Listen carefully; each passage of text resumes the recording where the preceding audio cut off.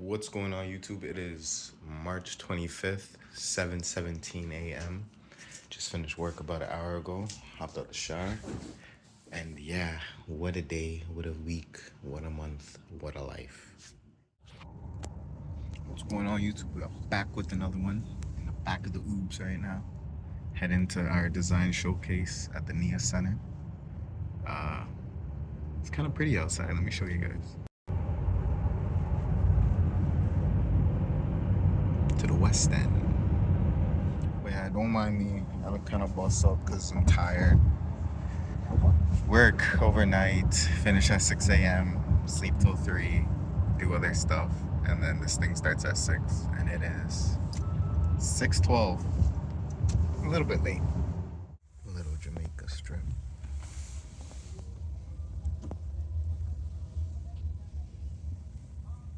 What's going on YouTube? We are back here, and I think that sign is new. I don't think that sign was here before, eh? It's kind of brick though. We made it inside YouTube, and we are barely late, and Daddy's not here yet. You see the drip? She thinks she's fly. Well, YouTube, here goes nothing. Let's get a quick selfie up here.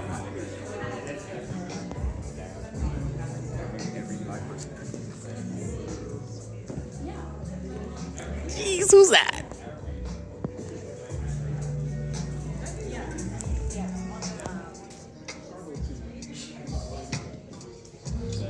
There he is.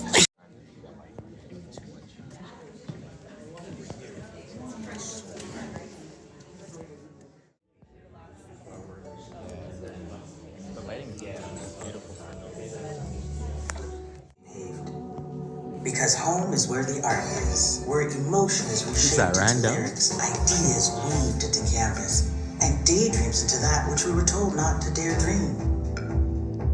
We've always honored our own, created the pathways and formed a foundation, memorializing our ancestors without a throne. So I ask you, have you found the way to express yourself? Opened your heart and mind to create the art that will dream for us. Whether you were born here, came here, or simply just exist here, now is the time for you to manifest your home here.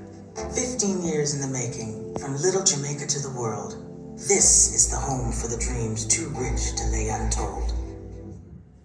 NIA Center, where art makes culture. Design, construction, and what it means to build with intention.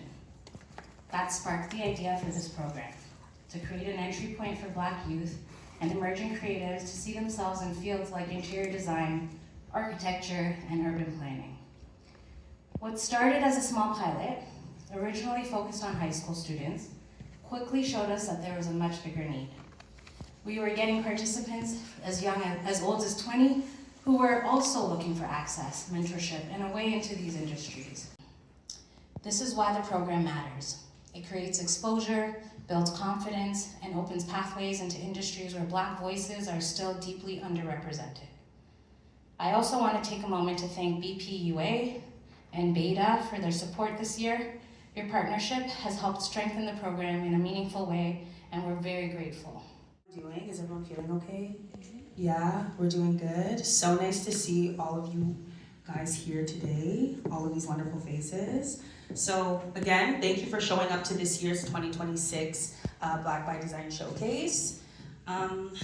If I could describe this year's program participants in one word, it would definitely be resilience. Sanda Sarami are gonna kind of give you an overview of their project, their experience in the program, and yeah. So one more time for Sanda Sarami. Woo!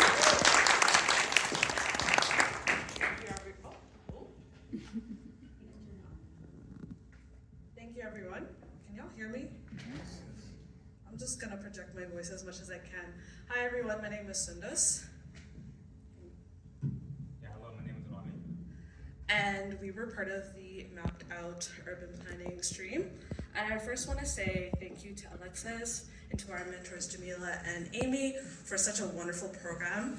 Honestly, I didn't even imagine myself in urbanism, and I felt like this program really opened up my perspectives, but also as an artist myself and as an arts worker, I really got to apply a lot of the knowledge that was brought to the program, as along with several other mentors that they brought each week. So we got to basically bring on all the concepts that we learned each week into a public engagement strategy in which we called Avenues Reimagined. And we got to review policy in action. So nervous and talk about how their process would be really intense, and I was like, well, okay, I feel like that. It was really fun. I'm an urban planner and historian, and I was really, really keen to do this program. One, because I'm just a huge fangirl of the Mia Center, to be honest with you, and have been since it opened. Get through it.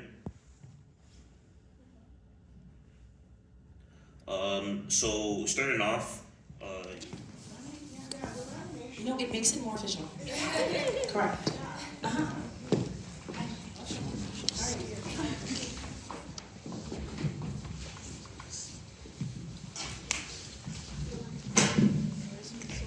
Okay, guys, so can you please give a round of applause for our panel?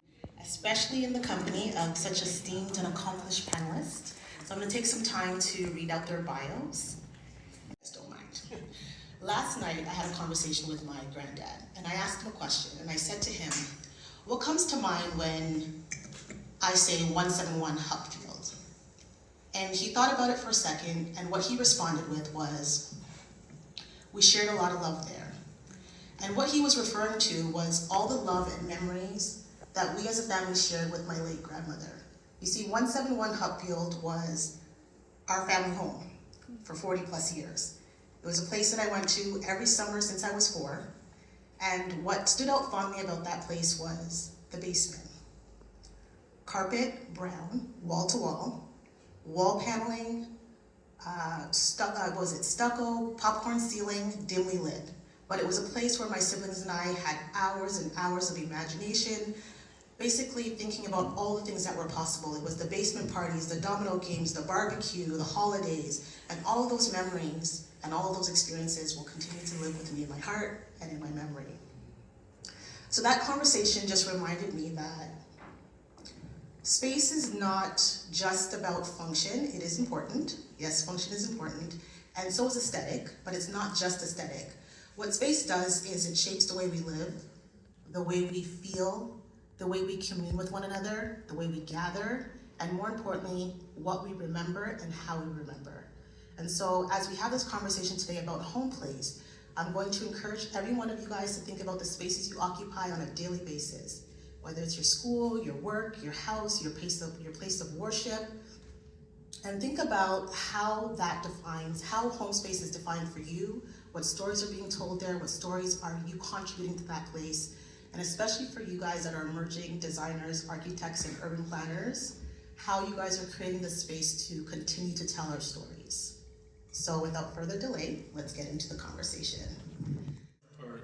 Because there is a lack of representation, so much of it, of community engagement is under the assumption, or designing with, is under the assumption that there isn't a shared lived experience with communities. So it's seen as design as a checkbox of like, do you have this? Yes. Did you talk to community members? Yes. As opposed to, you just get it.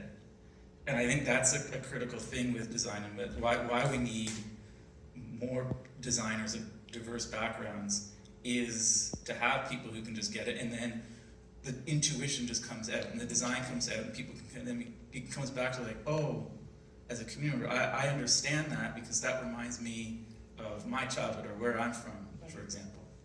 The urban planning cohort, and then we had urban planning.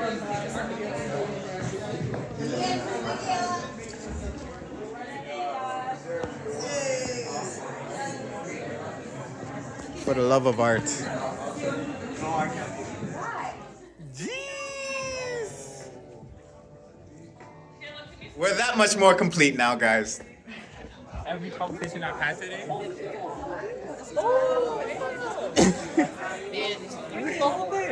Public engagement strategy was really about meeting people where they're at. So with these proposed rules, We said no blanket statements, no comprehensive plans that just fit, like that one size fits all, if you know what I mean. We looked at different demographics such as newcomers and immigrants and families, youth, students, etc. And yeah, despite all these challenges, I think Little Jamaica deserves, its praise. Yeah, it's such a beautiful neighborhood. And for someone like me coming from Weston, I always feel at home here. So I just want to say that, like, Black neighborhoods matter, and yeah. Who's that? Let's go. And last. What's going on YouTube? We kind of have to whisper because we're at work. People can't know about our content creation career. Anyways, last month of being 25, it is March 25th. I'm gonna be 26 on April 25th.